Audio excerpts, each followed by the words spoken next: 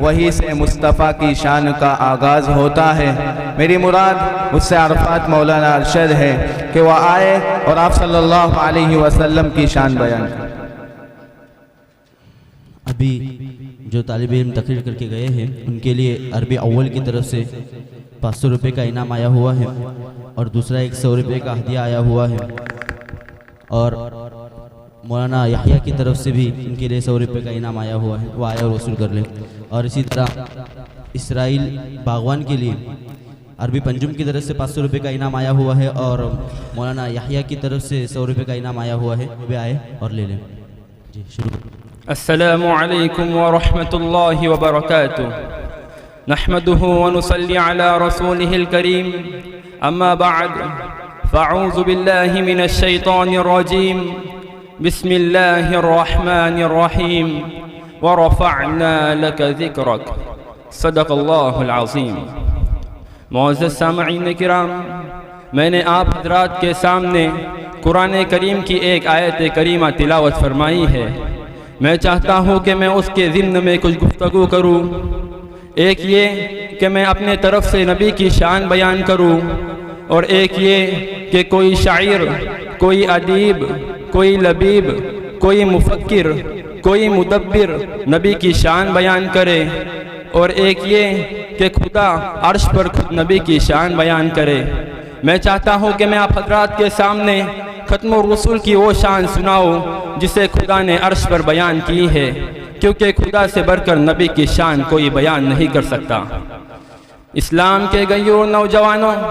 میرے پیغمبر کو اللہ رب العزت نے ایسی بلند شان عطا فرمائی کہ خود اللہ فرماتے ہیں، اے میرے محبوب، جہاں میری توحید کا ذکر ہوگا محبوب وہاں تیری رسالت کا ذکر ہوگا۔ ایسی بلند شان عطا فرمائی کہ موسیٰ جیسے نبی بھی اس بات کو طلب کرے کہ کاش کہ میں آخری نبی کی امت میں سے ہوتا۔ ایسی بلند شان عطا فرمائی کہ پہلے نبی حویلی کا، پہلے نبی محلے کا، پہلے نبی بستی کا، پہلے نبی شہر کا، لیکن فرمایا آنے والا میرا آخری نبی پوری امت کا نبی ہوگا۔ چنانچہ اللہ رب العزت نے اپنے کلام میں فرمایا، یا ایھا الناس قد جاءکم الرسول، اے لوگو تمہارے پاس رسول آ گیا۔ رسول پہلے بھی آئے، آدم صفی اللہ بھی آئے، نوح نجی اللہ بھی آئے، ابراہیم خلیل اللہ بھی آئے، اسماعیل ذبیح اللہ بھی آئے، موسیٰ کلیم اللہ بھی آئے، عیسیٰ روح اللہ بھی آئے، یعقوب نبی اللہ بھی آئے، یوسف صدیق اللہ بھی آئے، لیکن اللہ فرماتے ہیں میں نے یہ نہیں فرمایا یا ایھا الناس قد جاءکم رسول، بلکہ فرمایا یا ایھا الناس قد جاءکم الرسول، الرسول میرا خاص رسول۔ آنے والے پہلے بھی آئے، اب میرا خاص آ گیا، اب میرا لاڈلا آ گیا، اب میرا پیارا آ گیا۔ وہ آئے جن کے آنے کی زمانے کو ضرورت تھی، وہ آئے جن کے آنے کی زمانے کو ضرورت تھی، وہ آئے جن کی آمد کے لیے بے چین فطرت تھی، وہ آئے نغمے داؤد میں جن کا ترانہ تھا، وہ آئے جن کے دم سے عرش اعظم پہ اجالا تھا۔ معزز سامعین کرام، تاجدار کائنات صلی اللہ علیہ وسلم اللہ رب العزت کے سب سے زیادہ محبوب نبی ہے۔ اللہ رب العزت نے انبیاء سابقین کے جملہ شمائل و خصائل تاجدار کائنات صلی اللہ علیہ وسلم کے ذات و صفات میں جمع فرما دیے۔ وہ تمام کے تمام صفات و کمالات جو دیگر انبیاء کی ذاتوں میں، ان کی شخصیات میں فردن فردن موجود تھے، اللہ رب العزت نے وہ تمام کے تمام تاجدار کائنات صلی اللہ علیہ وسلم کے ذات و صفات میں جمع فرما دیے۔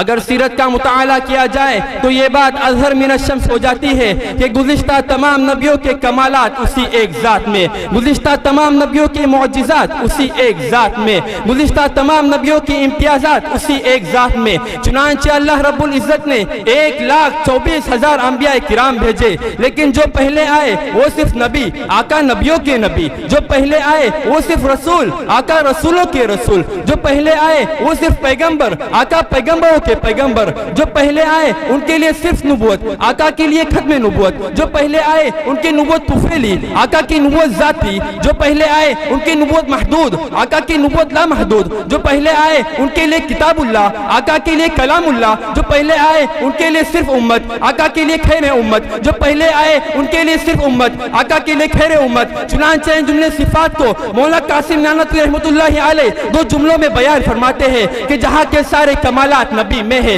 جہاں کے سارے کمالات نبی سے ہے، چنانچہ آدم کی انابت نبی میں ہے، نوح کا جوش تبلیغ نبی میں ہے، ابراہیم کا ولولہ توحید نبی میں ہے، اسماعیل کا جذبہ ایثار نبی میں ہے، موسیٰ کا جلال نبی میں ہے، عیسیٰ کا زہد نبی میں ہے، ایوب کا صبر نبی میں ہے، یوسف کا حسن نبی میں ہے، لیکن ابو بکر کی صداقت نبی سے ہے، عمر کی عدالت نبی سے ہے، معاویہ کی سیاست نبی سے ہے، علی کی شجاعت نبی سے ہے، عثمان کی سخاوت نبی سے ہے، جہاں کے سارے کمالات نبی میں ہے، جہاں کے سارے کمالات نبی سے ہے، جن کے کمالات نبی میں ہے انہیں انبیاء کہتے ہیں، جن کے کمالات نبی سے ہے انہیں صحابہ کہتے ہیں۔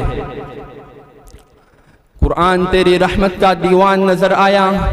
آقا تیری صورت تیری سیرت کا عنوان نظر آیا، مازاگ ہے آنکھیں تو والشمس چہرہ، قرآن کے چہرے پہ قرآن نظر آیا، قرآن کے چہرے پہ قرآن نظر آیا۔ لوگوں، ایک یہ قرآن جو آپ کے گھروں میں موجود ہے،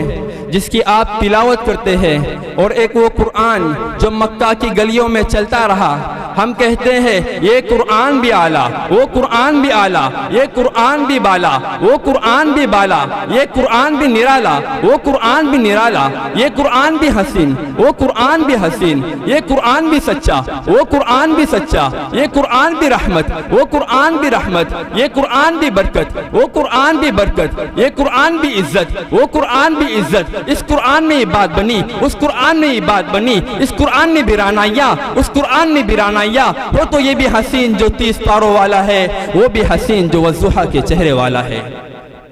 فرق یہ، اس قرآن کے پارے حسین تو اس قرآن کے نظارے حسین۔ فرق یہ، اس قرآن کی سطریں کالی تو اس قرآن کی زلفیں کالی۔ فرق یہ قرآن لفظ، وہ قرآن معنی، یہ قرآن متن، وہ قرآن تشریح، یہ قرآن تشریح، وہ قرآن تفسیر، یہ قرآن کنایہ، وہ قرآن تاریخ، یہ قرآن دعویٰ، وہ قرآن دلیل، یہ قرآن خاموش، وہ قرآن بولتا ہوا، یہ قرآن سینوں میں اترنے والا، وہ قرآن روحوں میں اترنے والا۔ جو اسے پڑھے وہ قاری بنے، جو اسے پڑھے وہ صحابی بنے۔ ارے یہ قرآن ریحل کی گود میں، وہ قرآن صدیق کی گود میں۔ قرآن تیری رحمت کا دیوان نظر آیا، آقا تیری صورت تیری سیرت کا عنوان نظر آیا، مازاگ ہے آنکھیں تو والشمس چہرہ، قرآن کے چہرے پہ قرآن نظر آیا، قرآن کے چہرے پہ قرآن نظر آیا۔ آخر میں اللہ سے دعا ہے کہ اللہ ہم سب کو نبی کریم صلی اللہ علیہ وسلم کے اسوہ حسنہ پر چلنے کی توفیق عطا فرمائے، آمین۔ وما علینا الا البلاغ۔ ماشاءاللہ، موصوف نے بہت ہی بہترین انداز میں تقریر پیش کی۔ اب اس کے بعد میں سفلا کے